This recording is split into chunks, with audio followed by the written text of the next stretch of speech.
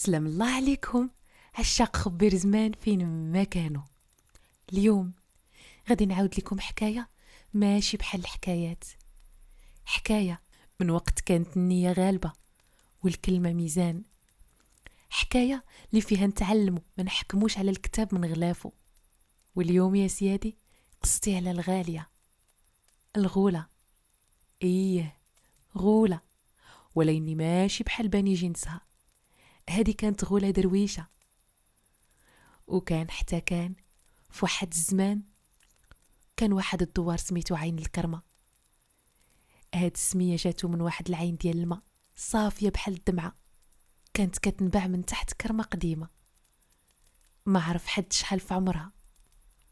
حدا الكرمة كان الدوار بحال شي نقطة لاصق على طرف واحد الغابة، غابة ما عندها سمية، ولكن الناس كيسميوها غابة الضليلة على كثرة ما الشجر ديالها عالي ومضلل، كيحجب ضوء الشمس وكيخلي الظلمة ساكنة فيها حتى في ايام الصيف المشمشة.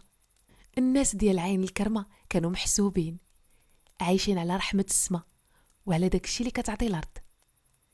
حياتهم كانت بسيطة، حلوة بالصبر ومرة بالشقاء.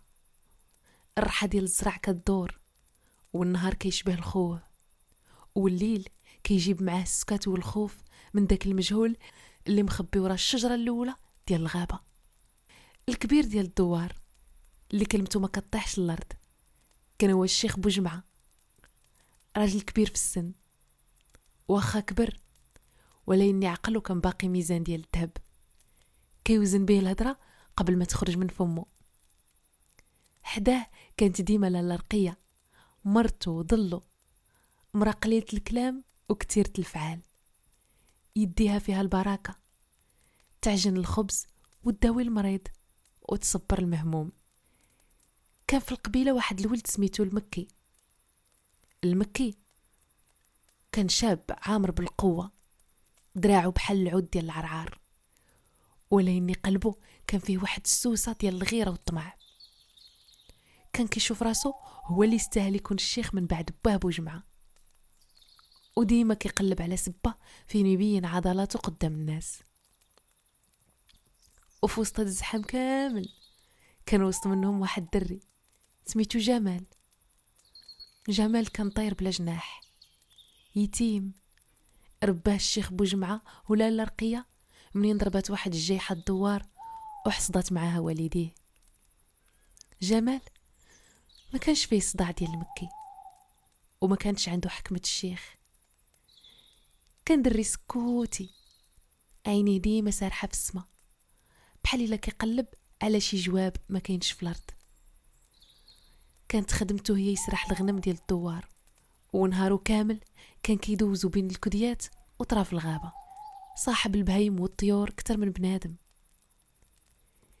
يمكن حيت هما ما كيسولوش على اللي فات وما كيحكموش عليه. جمال كان هو الوحيد اللي ما كيخافش من غابة الضليلة، كان كيحس بها بحال شي جدة كبيرة غضبانة من برا وحنينة من الداخل. والقصة ديالنا يا سادة يا كرام غادي تبدا في واحد العشية ديال الصيف، منين كان واحد الصهد كيطيب الحجر والسما زرقاء ما فيها حتى نسمة ديال الريح. حمدان واحد من الفلاحة اللي أرضه بعيدة شوية دخل الدوار كيجري ورجليه كيخونوه، وجهه مخطوف بحال شي واحد شاف عزرائيل.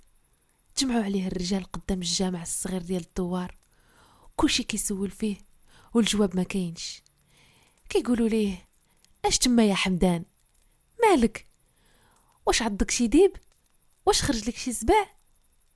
حمدان شد سطيله ديال الماء وشرب منها حتى روا، ومسح فمو بكم جلابته وبدا كيهضر، والرعده ما بغاتش تطلق منه، وقال لهم: شفتها بعويناتي هادو في ديك الكديه اللي كدور على الواد، شي حاجه ماشي من خلق الله، يا لطيف.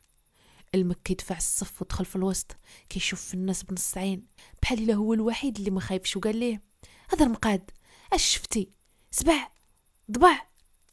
حمدان حرك راسو بالزربه وقال لهم: لا، كون كان سبع كون عرفتو، هادي ماشي بهيمه، هادي طويله طويله اكثر من 2 ديال الرجال الا وقفوا واحد فوق واحد، وجلدها كحل وناشف بحال الارض البور، وشعرها بحال الشطبه كحل ومشعكك طويل وكيتجرجر موراها، وعينيها يا عباد الله على عينيها، وحده كتشوف فيك ووحده بحال الا كتشوف في شي بلاصه اخرى، كيضويو في الظلمه بحال شي فاخره شاعله. الناس تخلعت، الخوف بدا كيتسرب لقلوبهم بحال الماء اللي كيتسرب للخبزه البايته. لاله حاده واحد العجوزه خياطه كانت جالسه حدا الباب ديال دارها، ضربات على صدرها وقالت لهم بصوت مبحوح: هذه هي اللي كانوا كيعاودوا عليها جدودنا، غولة غابت الضليله. قالوا ناس زمان بلي ما كتخرج من وكرها غير الا كانت شي مصيبه كبيره جايه للدوار، الله يسترنا وصافي. المكي ضحك وقال لهم: خرايف ديال العيالات، هذا غير شي مخلوق مريض ولا شي مسخوط الوالدين هربان من شي حبس. غدا مع طلوع الفجر انا نجمع الرجال اللي صحاح وندخلوا نقلبوا ديك الغابه، انا اللي غادي نجيب لكم خبر هاد المصيبه. الشيخ بوجمعه سكتهم وقال لهم: صبروا يا عباد الله، راه كيقول المثل الصبر مفتاح الفرج، ما خصناش نتسرعوا، الغابه غارقه واللي يدخل ليها بالعقل يقدر يولي هو العشاء ديال سباعه. ووجه كلامه لحمدان وقال ليه: حمدان، واش قربات ليك؟ واش اداتك؟ جاوبو قال ليه: لا يا شيخ، غير شافت فيا وكمشات وجهها بحال الا ما عجبهاش الحال، ودارت واحد الصوت بحال الا كتحك 2 حجرات على بعضياتهم، صوت ناشف وقاصح، ومن بعد دارت بحال الدخان وغبرات بين الشجر. صافي الهضره سالات، وديك الليله حتى عين ما تغمضت في دوار عين الكرمه. الخوف كان عليهم ضيف ثقيل، دخل لكل دار بلا ما يدق. الرجال جبدوا المكاحل ديال بوحبه اللي ورثوها على جدودهم ومسحوا منها الغبره، والعيالات سدوا الشراجم ديال العواد وكيدعيو تحت لسانهم لسيدي ربي يحفظهم ويحفظ وليداتهم من الشر اللي صبح عليهم مع الصباح. غير جمال اللي كان في بيته الصغير كيشوف من الشرجم في الغابه الكحله اللي كتبان بحال شي بحر هايش، ما حسش بالخوف بحال الناس الاخرين، حس بواحد الفضول كبير، تخلطت معاه واحد الشفقه غريبه على داك المخلوق اللي وصفه حمدان. تخيلها بوحدها في داك الظلام، طويله وغريبه، كل شي خايف منها، كيحكم عليها بالشر غير من شكلها. وسول راسو: واش بصح هي مشراره ولا حيت حنا اللي خايفين منها لبسناها تو بالشر؟ هاد السؤال بقى كيدور في راسو بحال شي رحى بلا زرع، وكان هو الخيط اللي غادي يوصلو اللقاء ديالو مع الغاليه الغوله الدرويشه. دازت ايامات والهضره على الغوله طوالت في اللسان ديال هاد الدوار، وكل لسان تيذكر ما تيهوى، وكل نهار كتزاد لي شاعه وخرافه جديده باش تقل الخوف ديالهم. واحد حلف براس ولادو باللي شاف ظلها طويل كيدوز من حدا العين مع المغرب، وواحد اخر كيقسم بالله انه سمع صوتها في الليل كيشبه للريح اللي كيصفر بين القصب. المكي لقاها فرصه ديال الذهب باش يبين قوته ورجولته. كل عشيه كيجمع الدراري صحابو اللي تابعينه بحال الظل، كيهزوا العصي والهراوات وكيديروا دوره على حدود الدوار، كيدور وهو كينفخ صدره بحال شي بيبي، زعما هو اللي حامي القبيله. كان كيبيع لهم الوهام ديال الامان، وهو الداخل ديالو كيموت بالخلع اكثر منهم. جمال كان غير كيتفرج من البعيد بعينيه الساكتين، كان كيخرج الغنم ديالو قبل ما تفيق حتى الدجاجه الاولى، وكيبعد على الطريق اللي كيدوروا فيها رجال المكي، حيت عارفهم كيقلبوها على شي حاجه يبردوا فيها غدايتهم وصافي. كان كيدي الكسيبه ديالو لواحد الكديه عاليه شويه قريبه من واحد العين قديمه ومهجوره. من تما كان كيبان ليه الدوار قد شي حفنه ديال التراب، والغابه بحر ديال الشجر ما عنده نهايه. في واحد النهار الشمس بدات كتميل للغروب، وجمال كان جالس تحت واحد الشجره ديال البلوط قديمه كياكل واحد طريف ديال الخبز ديال الشعير مع شويه ديال الزيتون. وهو كيتفرج في الغنم ديالو كترعى في الأمان. وحدة من النعاج كانت عزيزة عليه بزاف، حيت كانت عاد ولدات خروف زوين. بعدت على خواتاتها وبدات كتمشي جهة الغابة. جمال عيط لها بسميتها: مبروكة مبروكة. ولين النعجة بحال الا ضربتها الدوخة وبقات غاده وما تلفتاتش. جمال ناض بالزربة ورمى الخبزة من يدو. الخوف اللي دخلو ماشي على راسو ولكن على مبروكة ووليدها اللي تابعها. بقى تابعها وهو كيجري، والغنم الاخرين بداو كيتلفتوا ما فاهمين والو. دخل وراها الغابة. جمال كان حافظ الغابة، ولكن هاد المرة حس بشي حاجة غريبة. بقى تابع التقرقيب ديال رجليها على الحجر حتى وصل لواحد البلاصة مفتوحة شوية، بحال شي بيت وسط الغابة، والشجر داير بيها بحال الحيط. تما شاف مبروكة واقفة وكتنهج وكتشوف لتحت. ولدها الصغير اللي كان تابع امو بلا ما يشوف جمال طاح في واحد الحفرة غارقة بحال شي بير ناشف، وبدا كيغوت بصوت رقيق كيقطع في القلب. جمال قلبه طاح بين رجليه، حاول يهبط عنده ولكن الحفرة كانت غارقة والجناب ديالها كلهم تراب كيزلق. وهو واقف حاير كيفكر اش من حل يدير، سمع واحد الحركة خفيفة وراه، ضرب الزربة وقلبه كان غادي يخرج من صدره. تما بين جوج شجرات كبار كانت واقفة هي المخلوقة اللي هضر عليها حمدان، واللي ولات الشبح ديال عين الكرمة. كانت بصح طويلة وجلدها سمر وناشف بحال شي أرض ما شافتش الشتا، وشعرها بصح كان كحل ومشعكك، كانوا لاصقين فيه وراق ديال الشجر يابسين. كانت مغطية بواحد الخرقة غليظة بحال شي خيشة قديمة، ويديها طوال ورقاق. ولكن الحاجة اللي خلات جمال يتسمر في بلاصتو هو وجهها. ما كانش وجه ديال الشر ولا ديال الوحوش، كان وجه عامر بالحزن والوحدة. عينيها الكبار، وحدة قهوية بحال العسل الحر، وحدة مايلة للزرقية بحال السما في وقت الشتاء. كانوا كيشوفوا فيه بواحد النظرة اللي فيها الفضول كتر من الغضب، والخوف كتر من الجرأة. ما كانش فيها داك الشر اللي وصفوه الناس، كان فيها واحد اليوتم وواحد الوحش ديال شي واحد اللي دوز عمره كامل بوحدو. جمال بقى واقف في بلاصتو، اللسان تلجم ليه، ولكن هي دارت خطوة لقدام، وجمال بلا ما يحس رجع خطوة للور. هي وقفت في البلاصة وهبطت راسها بحال شي واحد داير شي ذنب وكيطلب السماحة، ودارت هذاك الصوت اللي وصفه حمدان، صوت بحال الحجر اللي كيتحك.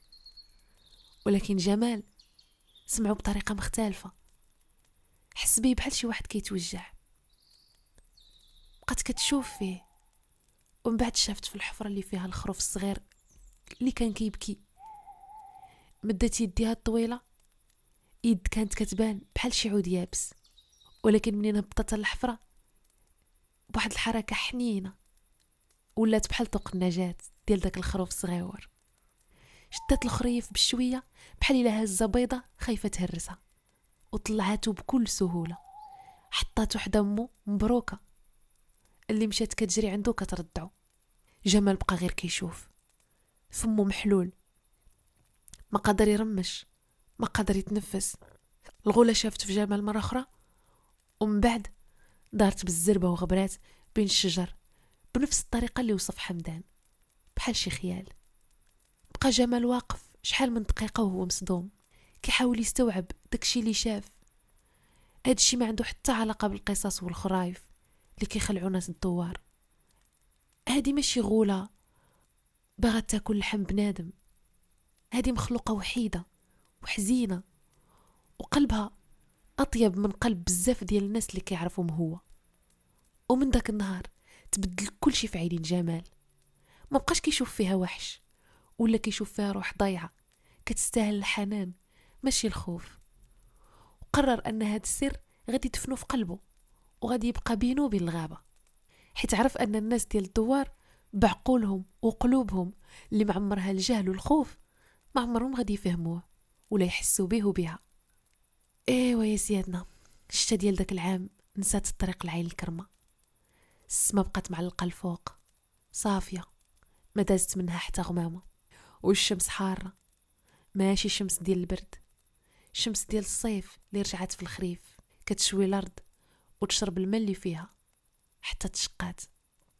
الواد اللي كان كيشق الدوار ولا خيط ديال الحجر اليابس، والعين ديال الكرمة اللي كانت هي الروح ديال الدوار بدا ماها كينقص نهار على نهار حتى ولات كتقطر.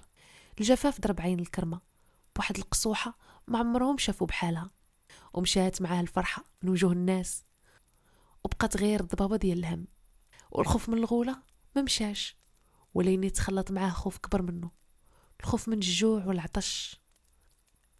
المكي اللي كان بحال البنشار بدا كيجمع الناس في الجامع والسويقة الصغيرة وكيكب لهم السم في ودنيهم، كيقول لهم شفتوا بعينيكم هاد المصيبة كاملة نزلت علينا من نهار حطت ديك المنحوسة رجليها في الغابة ديالنا، هي السبب، هي اللي حبست الشتا وجابت لنا القحط، روحها الشريرة نشفت الأرض وسممت الهواء. الناس اللي كانوا كيقلبوا على أي حاجة يرميوا عليها اللومة ديالهم بداو كيتيقوه، حتى الشيخ بوجمعة اللي كان ديما كيحكم بعقله بدا الشك كينخر فيه بحال السوس في العود. الضغط ديال الناس عليه كان كبير، كل نهار كان كيجي عنده شي واحد يشكي اش غادي نديرو يا الشيخ، البهايم بدات كتموت والزرع يبس واقف، واش غادي نبقاو مربعين يدينا حتى نموتو حنا وياهم؟ الشيخ جمع الرجال في الجامع بعد صلاة العشاء وقال لهم يا رجال عين الكرمة، البلا اللي حنا فيه كبير وربي بوحدو اللي عالم بالنهاية ديالو، خاصنا نطلبو سيدي ربي يرحمنا ويسقينا من غيتو. المكي ناض وقال ولكن خاصنا نعرفو السبب، وحنا عارفينه السبب ديال هاد المصيبة الكحلة هي ديك المخلوقة اللي سكنت الغابة، ماشي غير كنهضر يا شيخ، انا متأكد هذيك شيطانة لابسة جلد بنادم، خاصنا نقتلوها ونرميو الجثة ديالها المسخة في الواد الناشف باش يرجع الدم ويسيل الماء من جديد. هذا هو الحل الوحيد باش نغسلوا العار اللي لصق فينا. الرجال اللي كان لياس كلا ليهم عقولهم بداو كيغوتوا ويقولوا ليه هي عنده الحق، نقتلوها. جمال اللي كان جالس في اللور تكي على واحد السارية حس بقلبه كيتقطع، ما قدرش يبقى ساكت كتر، ناض وقف والرعدة شادة فيه وقال لهم وإلا ما كانتش هي السبب، إلا قتلناها ظلما وعدوانا، واش ما خفتوش من غضب الله؟ واش بغيتو تزيدوا غضبة على غضبة؟ المكي دار عنده وشاف فيه وقال اسكت يا هاد اليتيم، انت شكون عطاك الحق تهدر وسط الرجال نهار كامل معزول مع البهيم، تعقلك ولا بحالهم؟ حنا الرجال هنا اللي كنقرروا، ماشي قلال العقل بحالك. رجع جلس في بلاصتك قبل ما نوريك بلاصتك بالصح. شي دراري من صحاب المكي ضحكوا على جمال، هو مسكين حس براسو صغير وضعيف قدام هاد الموجة ديال الغضب والجهل. الشيخ بوجمعة ما قدرش يوقف في وجه هاد الغضب وقال لجمال جمال ولدي جلس الله يرضي عليك، هاد الهضرة كبر منك. ومن بعد المشاورة وهضرة كتيرة تقرر الأمر. غدا مع الفجر غادي يخرجوا الرجال المسلحين بالمكاحل والسيوفة والعصي للغابة، يمشيوا لديك البلاصة اللي وصف حمدان ويقتلوا الغولة ويرتاحوا منها. جمال خرج من الجامع وهو كاره راسه وكاره دوك الناس، الظلم كان خانقه، وعرف باللي أنهم إلا لقاوها ما غاديش يرحموها، غادي يقطعوها طراف. وتفكر داك اللقاء ديالو معاها، تفكر ديك الحنية في يديها وهي هزة الخروف الصغير، ما يمكنش داك اللطف يكون جاي من قلب فيه الشر. وديك الليلة جمال ما زارو عينيه نعاس، بقى كيفكر وكيدور في بيته الصغير بحال شي فار حاصل في قفص، ما يمكنش يخليهم يقتلوا روح بريئة، ولكن هو بوحده اش يقدر يدير قدام رجال الدوار كاملين؟ مع قرب الفجر جمال خذ القرار ديالو، قرار خطير يقدر يخليه عدو للدوار كامل ويقدر يوصله للموت. غادي يمشي عندها، غادي يغامر ويدخل الغابة في الظلام ويحاول يحذرها ويقول لها تهرب، تمشي لأي بلاصة بعيدة حتى يبرد غضب هاد الناس. تسلل من بيته بحال شي خيال ومشى جهة الغابة. الظلام كان كحل بحال القطران والنجوم كانوا بوحدهم اللي مضوين ليه الطريق. قلبه كان كيضرب بالجهد، ما خايفش من وحوش الغابة ولكن خايف يوصل معطل. بقى غادي وكيقلب على ديك البلاصة اللي تلاقاها فيها. كان كيعيط بصوت خافت وكيقول يا مخلوقة الله، إلا كنتي كتسمعيني باني ليا عليك لامان، راه الخطر جاي في طريقك. ولكن حتى واحد ما جاوبه من غير صوت الريح بين الشجر. جمال بقى كيقلب وما لقى والو، بدا كيقطع الياس وليني شويه وهو يسمع واحد الصوت خفيف جاي من واحد الجهه فيها شجر كتير كتير بزاف. تبع الصوت ولقى واحد المدخل ديال المغاره مخبي ورا واحد الشجره كبيره بحال شي فم ديال وحش ناعس. خاف شويه ومن بعد تشجع ودخل. هذيك الغار كان مظلم ولكن جمال عينيه بداو كيتعودوا على الظلام. الداخل كانت ريحة التراب الفازق مخلطة مع ريحة العشوب، وعلى ضو خفيف داخل من واحد الشق في السقف شافها. كانت جالسة في الأرض وعاطيها بالظهر، كانت مشغولة كدير شي حاجة بيديها.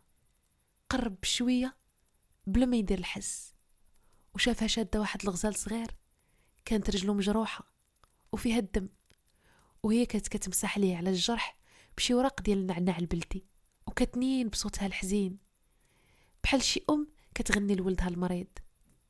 الغزال الصغير كان مهدن بين يديها وما خايفش منها.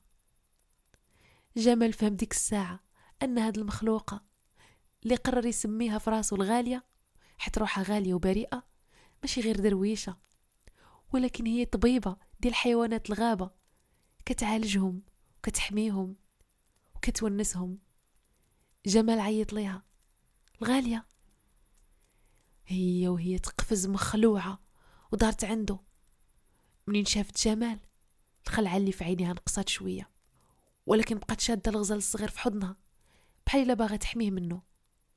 جمال هز يديه بجوج باش يبين ليها انه ما جايش يأذيها وقال لها ما تخافيش، انا جمال، تلاقينا ديك المرة حدا الحفرة، عقلتي عليا؟ هي بقات غير كتشوف فيه وكتميل راسها اليمين واليسار بحال شي بهيمة ما فهمتش كلام مولاها. جمال حس بلياس غادي يغلبو، هي ما كتهدرش لغة بنادم، كيفاش غادي يوصل لها الخبار؟ واخا هكاك قال لها جيت نحذرك، الناس ديال الدوار الرجال جايين يقتلوك، كيقولوا انتي السبب ديال الجفاف، خاصك تهربي، هربي دابا، سيري بعيد قبل ما يوصلوا. وهو كيهضر كيحاول يشرح لها بالاشاره وكيدير لها بيديه بحال شي واحد هاز السيف كيضرب في الهواء، وكيشاور لها بالصباح لبرا ديال المغاره الطريق اللي تقدر تهرب منها. هي تبعت الحركات ديال يديه والخوف بدا كيبان على وجهها، بدات كترجع اللور كتجمع راسها في القنت ديال المغاره وكتزير على داك الغزال الصغير. وفي ديك اللحظه جمال سمع الاصوات ديال الرجال قراب وكلام المكي العالي. ديك الساعه غوت عليها جمال بلا ما يحس وقال لها وصلوا، هربي، خرجي من الجهه الاخرى ديال الغار، سيري. ولكن هي بقات في بلاصتها كترعد، الخوف شلل لها رجليها. جمال عرف انه ما عندوش الوقت، خدا قرار في لحظه، قرار ديال الرجال، وخرج يواجههم باش يعطلهم ويعطيها فرصه تهرب. خرج من الغار ووقف قدام المدخل.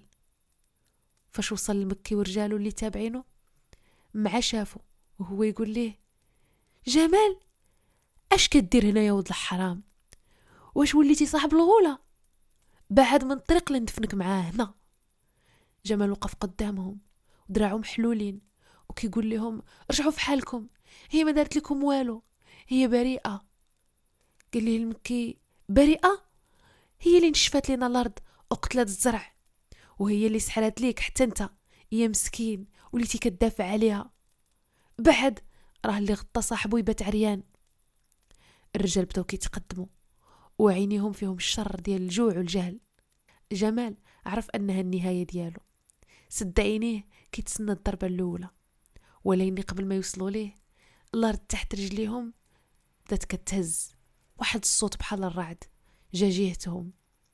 الغالية خرجت من الغار ووقفت ورا جمال، وما بقاتش ديك الغولة الخوافة ديال قبيلة، وقفات بطولها وشعرها المشعكك اللي كيطير مع الريح.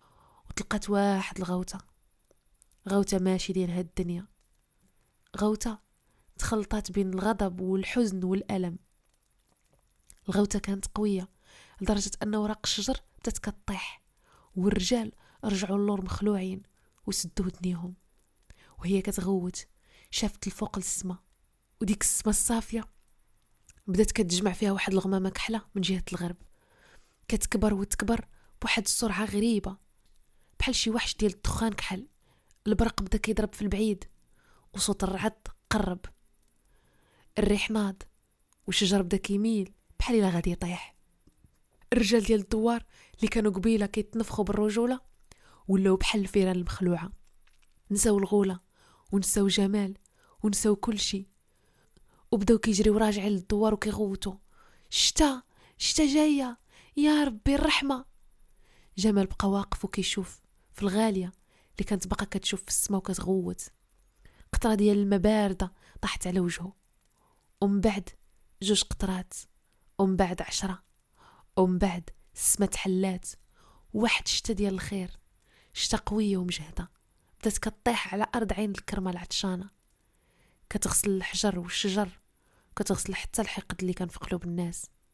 الغاليه هبطت راسها وشافت في جمال واحد النظره ديال الشكر وواحد العيا كبير.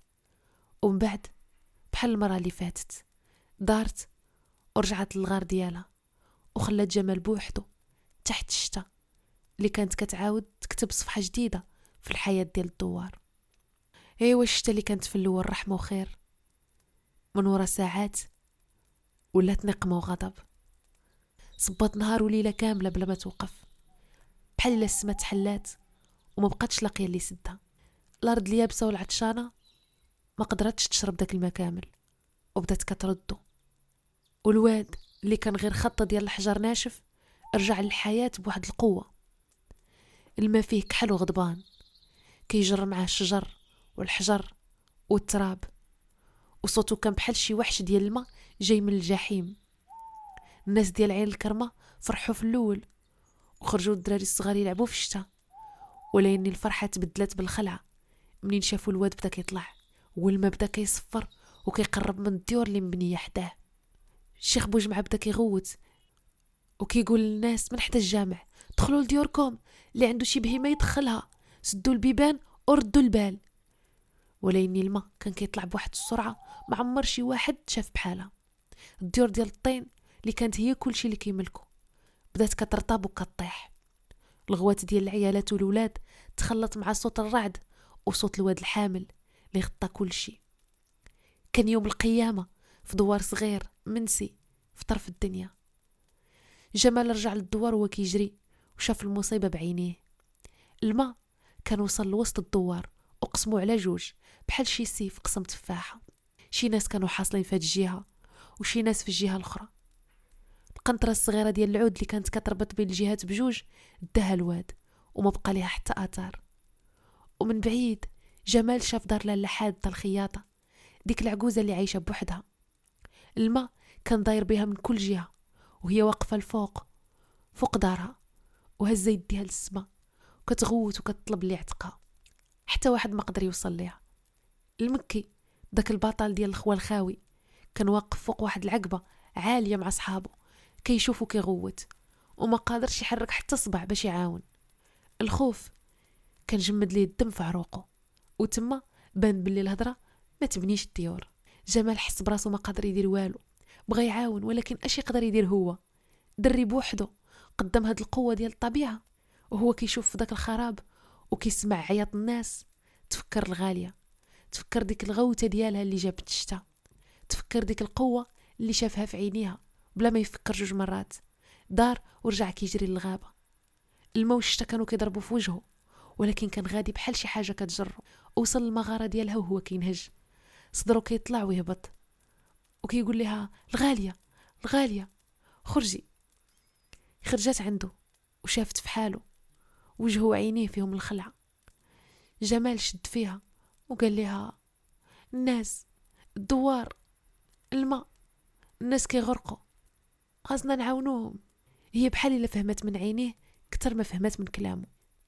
ما تردداتش، تبعاتو وهي كتجري ورجليها الطوال كانوا كيعاونوها تقطع المسافة بالزربة. كتنقز فوق الحجر والشوك بحال شي غزالة. منين وصلوا لطرف الدوار وشافوا داك المنظر الغالية وقفات بحال الا تصدمات. شافت الناس كيغرقوا والديور كطيح وسمعت الغوات ديالهم. وجمال شاف في عينيها واحد الحزن على هاد الناس اللي بغاو يقتلوها قبل سوايع، ولكن هي ما بقاش عندها الوقت للحزن.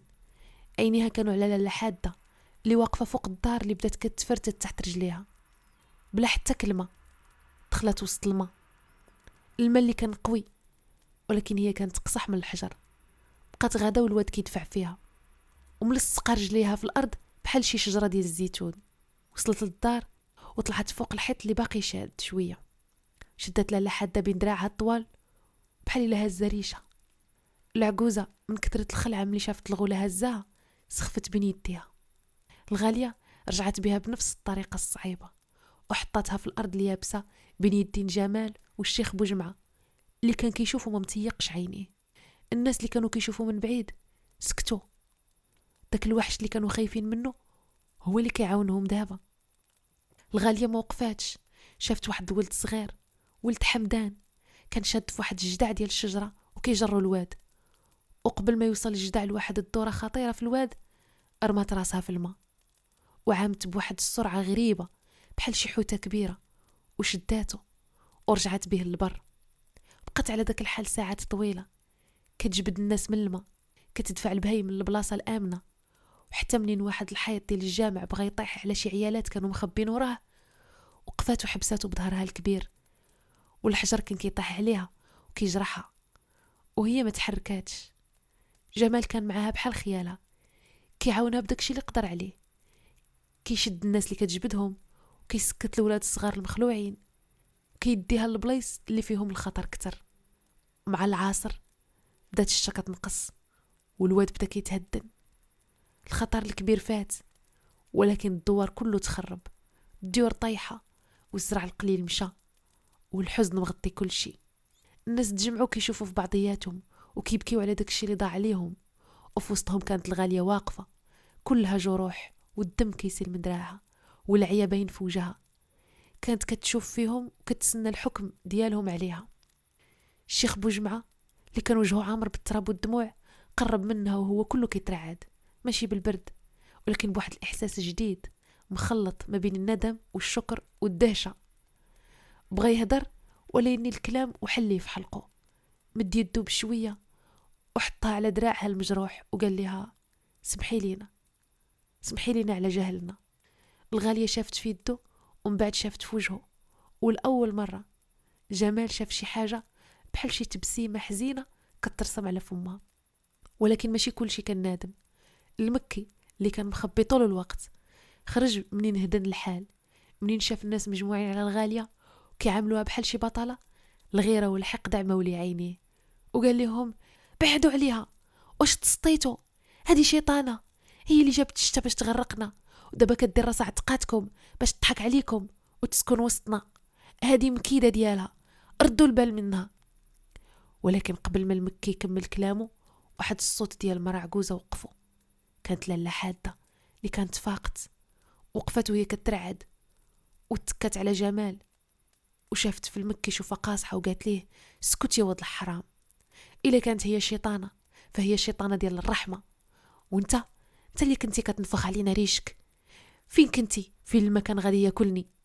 كنتي مخبي بحال الجرادة.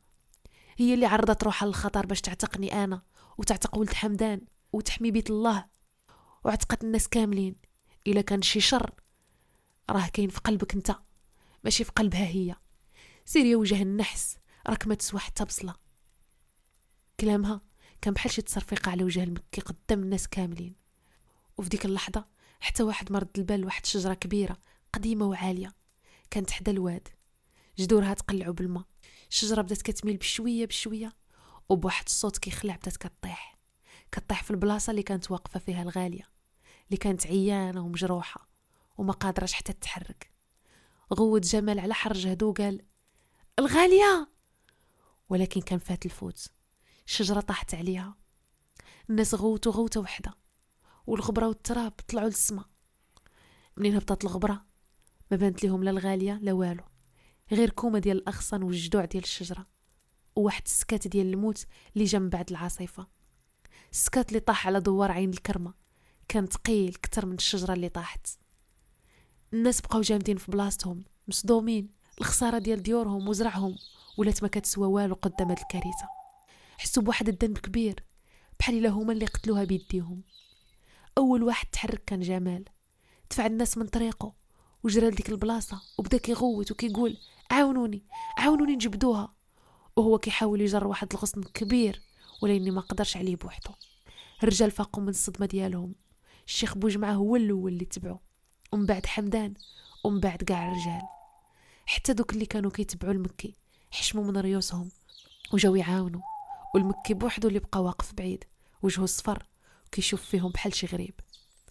بداو خدامين بجهدهم كامل كيقطعوا الاغصان الصغيره بالفاس وكيدفعوا الجذوع الكبيره بالعصي الغليظه. العيالات جابوا الحبال وكان الهدف ديالهم واحد، يعتقوا الروح اللي كانت تحت داك الثقل. كانت مهمه صعيبه حيت الشجره كانت كبيره وكل ما حيدوا شي حاجه كيبان لهم بلي داكشي اللي باقي كتر. العيا بدا كيبان فيهم، ولكن الامل اللي كان في قلب جمال كان كيعطيهم القوه. كان خدام بحال شي مسطي، يديه تجرحو وجهه عامر بالتراب، ولكن عينيه ما حيدهاش من ديك البلاصه اللي كيتوقع تكون فيها الغاليه.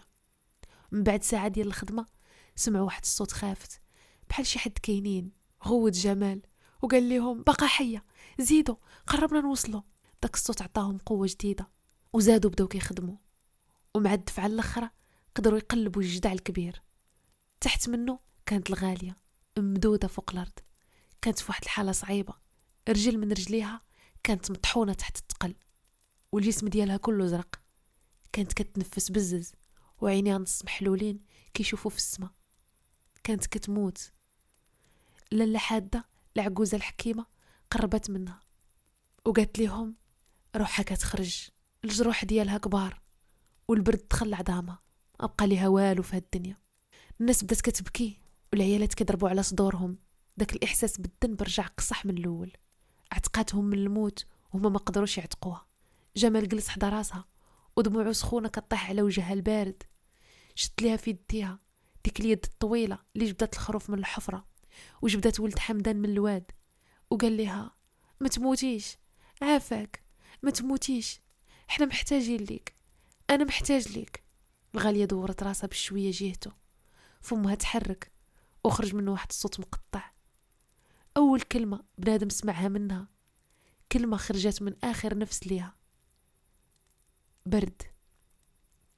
ومن بعد عينيها تقلبوا وراسها طاح على الجنب وسكتات. الشيخ بوجمعة حط يدو على كتف جمال وقال ليه الله يرحمها ولدي، دابا هي في بلاصه احسن عند اللي خلقها، هو ارحم بها منا.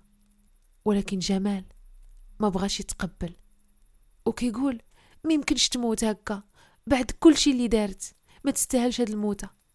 في ديك اللحظه وهو شاد في يديها حس بواحد الدفا خفيف، دفا غريب بحال شي جمره باقا شاعله تحت الرماد. وفكره غريبه طاحت لي على باله، فكره جاتو من الحكايات القديمه اللي كانت كتعاود ليه جداتو. ناض وقف بالزربه وقال لهم جيبوا الحطب، جيبوا حطب بزاف وغادي نشعلوا عافيه كبيره حداها دغيا. الناس شافوا فيه وكيقولوا اش كتقول يا ولدي، واش تسطيتي، راه ماتت، واش بغيتي تحرقها؟ جمال غوت وقال لهم لا، هي ماشي بحالنا، هي بنت الغابه، قالت برد، البرد هو اللي كيقتلها، خاصنا نسخنوها، عافاكم تيقوا فيا هاد المرة. لالا حادة شافت فيه وشافت في الغالية وقالت لهم اش خاسرين، هي عطاتنا روحها، نعطيوها اخر محاولة، ديروا داكشي اللي قال لكم ولدنا جمال. الرجال مشاو كيجريو كيجمعوا الحطب اليابس اللي جرفوا الواد، وفي دقايق شعلت واحد العافية كبيرة ماشي بعيدة على الغالية، والدفا ديالها بدا كيعمر في الهواء البارد. العيالات جابوا الهرادل ديال الصوف اللي بقاو ليهم وغطاوها بها. جمال بقى جالس حداها ما تحركش، كيمسح ليها على وجهها وكيهضر معاها، كيعاود ليها على الشمس وعلى الربيع اللي غادي يجي وعلى النعاج اللي غادي يولدو. كان كيحاول بصوتو يرجع الدفا لروحها قبل ما يرجع لجسدها. داز الليل وهما على داك الحال. ناس ديال الدوار داروا بها حاضين العافيه وكيدعيو ليها في سكات. حتى واحد ما نعس ديك الليله. مع بدا كيطلع الفجر والبرد ديال الصباح قاصح، الصباع الصغير ديال يد الغاليه تحرك. جمال اللي كان راسو طايحه على صدرها من العيا حس بالحركه، هز راسو بالزربه وبدا كيغوت وكيقول تحركات، شفتها تحركات.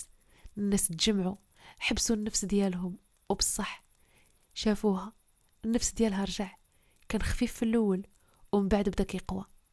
اللون بدا كيرجع لوجهها وعينيها تحلو بشويه، وما بقاش فيهم داك الخوة ديال الموت، كانت فيهم الحياة. شافت العافية ومن بعد شافت في الوجوه اللي دايره بها، ومن بعد عينيها حبسوا عند جمال. هزت يديها اللي كانت صحيحة وحطتها على وجهه وتبسمات. هاد المرة ما كانتش ابتسامة حزينة، كانت ابتسامة حقيقية دافية بحال الشمس ديال الربيع. الناس بالفرحة بداو كيبكيو وكيضحكوا في دقة واحدة وكيعنقوا بعضياتهم. الشيخ بوجمعة سجد في الأرض كيشكر الله.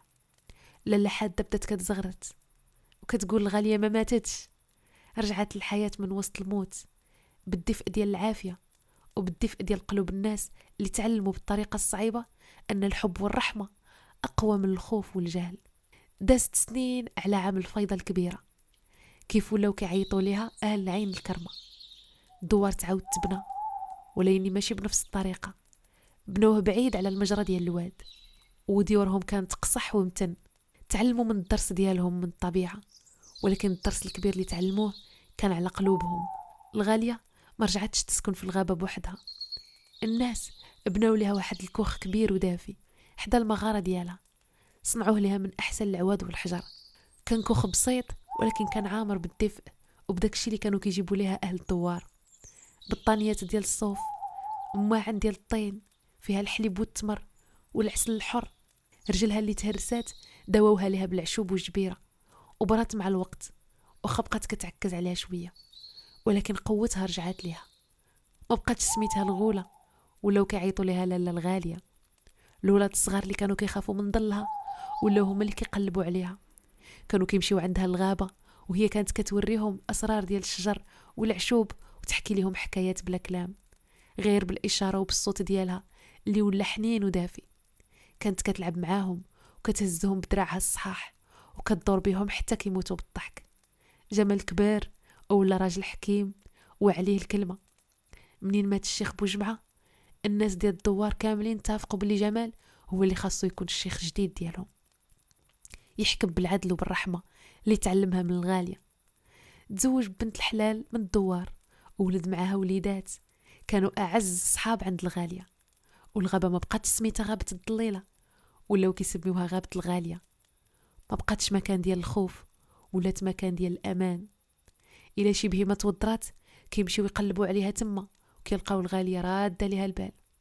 وإلا شي واحد مرض كيمشيو عندها وهي كتعطيهم الدواء من العشوب الطبيعية ديالها. وإلا شي خطر قرب من الدوار سواء كان سبع جيع ولا قطاطعية، هي كتكون الأولى اللي كتوقف وجهه وكتطردو بصوتها القوي. الحكاية ديال الغالية الغولة الدرويشة بقات كتعاود من جيل لجيل في دوار عين الكرمة. ما كيعاودوهاش كخرافة باش يخوفوا بها الدراري الصغار، ولكن كيعاودوها كدرس وحكمة اللي بقات منقوشة في قلوبهم، وهي أن العين كتشوف غير الظاهر والقلب هو اللي كيشوف الحقيقة. وهكا عاش أهل عين الكرمة في سلام وأمان حدا الغابة ديالهم وتحت حماية الحارسة ديالهم الطيبة لالا الغالية. ومشات خبيرتي من الواد وانا بقيت مع ولاد الجواد.